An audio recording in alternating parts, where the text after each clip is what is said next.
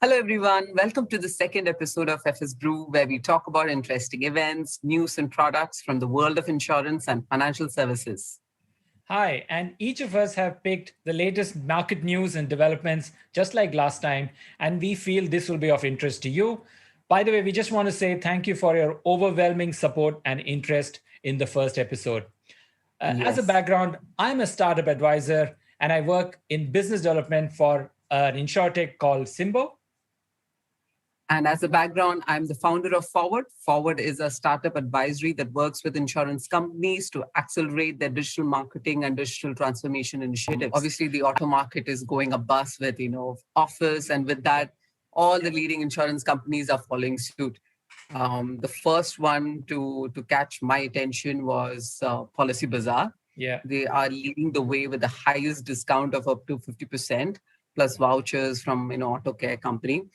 The only thing was I couldn't proceed in the quote journey to understand how their discounts and TNCs work, because after I put in all the KYC detail, it wouldn't allow me to go beyond view quotes. Oh, really? But yeah, other than that, they had a very compelling offer when it came to the discount. Yeah, I mean, obviously the journey part is very important. I know that, talking to a startup founder who's running an e-commerce site, he made a few changes in the checkout journey and forgot to test it on the day one of launch. And Oh, and it so happens that after the product is loaded into the cart, the checkout just wouldn't happen. And oh it's man. a simple thing, but sometimes you got to go through the entire journey to figure out whether it's working properly or Yeah, not. that's true.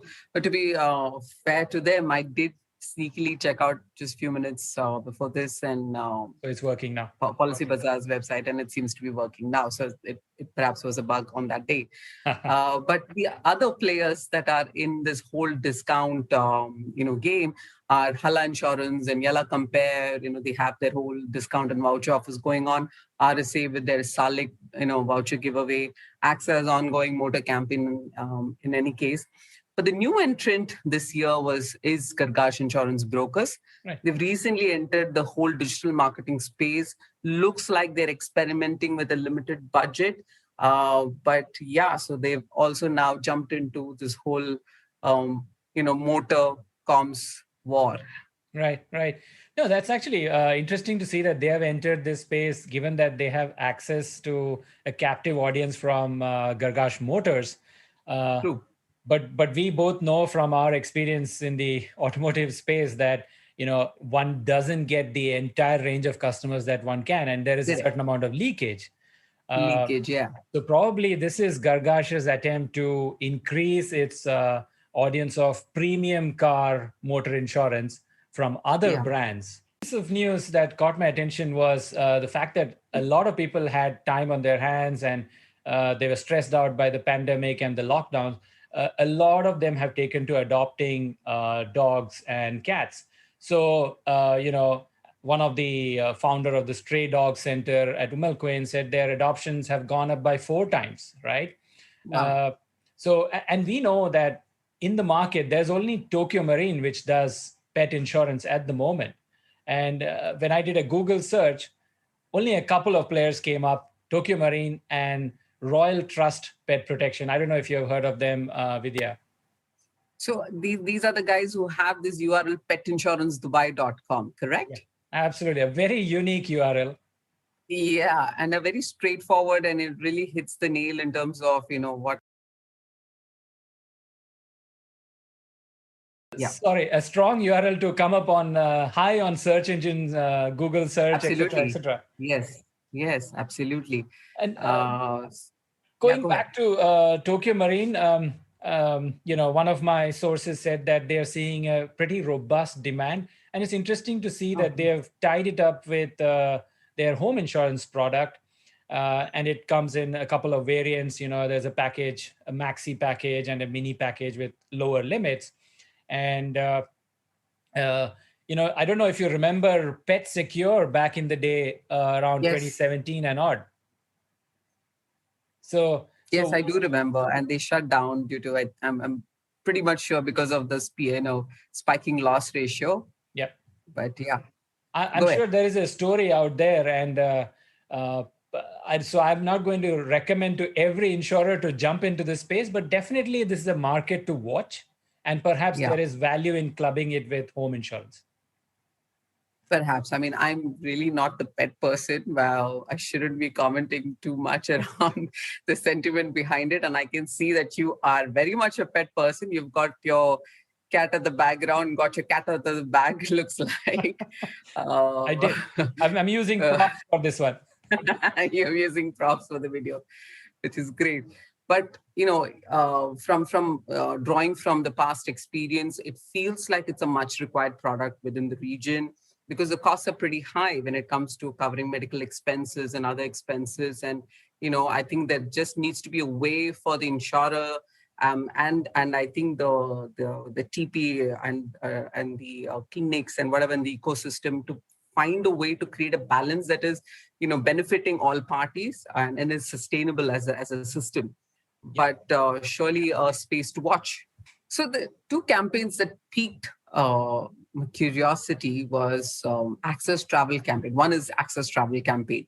Now, this seems to have gone live sometime in April. Again, a very clean, well-executed campaign. They've got some 20% discount going on for vaccinated travelers. Very responsible. But it made me wonder, why are they promoting travel insurance now? Because the typical travel season is around June, July, August, when we actually start to hustle up and think about our bookings. So it made me wonder, why now? Maybe Ranjit, you have some thoughts on this? Yeah, I think what I hear is that anecdotally, the bookings are getting to a point of 70 to 80% of 2019 summer figures, especially in some of the local airlines here. So that's a good sign. There seems to be a pent-up travel demand. So that could be the reason why AXA is out with this campaign. The other question in my mind is, how does it really work? I know IATA was talking about a travel passport. So does this mean that we need to now show the proof of vaccination as a separate document to get this discount? And I also wonder how it kind of works with Emirates' own insurance, which gives you a COVID-19 cover if you buy a travel ticket. Something to watch out for, I suppose. Yep. Yeah.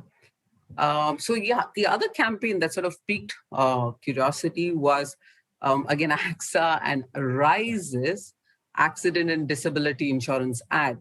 Now, Rise, as we know, their target audience, the main target audience is the migrant workers, the low-income persons in the UAE, and they provide fairly substantial payouts for, death, accident, disability-related incidents for an extremely affordable premium for this target audience. Now, but the ad that I got, the ad was very modern. They used a very modern or an affluent mother/grandmother, I couldn't figure it out, right. With her two kids reading a book. So the setup looked very affluent, and therefore not the look and feel that one would expect when you're targeting the migrant worker segment. Yeah. So I'm wondering, are they looking to open up? What's happening there? Yeah. Your thoughts? I mean, absolutely. Rise is a fintech which is targeting this, migrant workers segment. And I know that they have a new product called Share, which is XARE, which is a kind of a neobank, and it's meant for a bigger audience. Now, I wonder if, like you said, is this really an opening up of the customer segment at all? I also do know, again, anecdotally, that a lot of these companies, like, for example, the delivery companies, are trying to provide an extra level of personal accident cover for their drivers. Yeah. And typically these are sub 50 dirham annual policies, and they offer less than about 50,000 dirhams worth of cover, which is not so great when you compare it to a normal PA cover. But so for last that segment, time it was make a huge Google impact, which had entered the insurance market. And this time, another big tech company, Amazon. They've journeyed into the insurance space, and they've come out with a significant offering for the US business owners. So we picked this up from propertycasualty360.com, and there's a press release from Amazon Business and Next Insurance. They formed a partnership to provide eligible Amazon merchants with access to small business insurance coverage. So the usual general liability, professional liability, workmen's compensation, etc. So this is obviously a segment which is pretty important and forms a large part of many economies.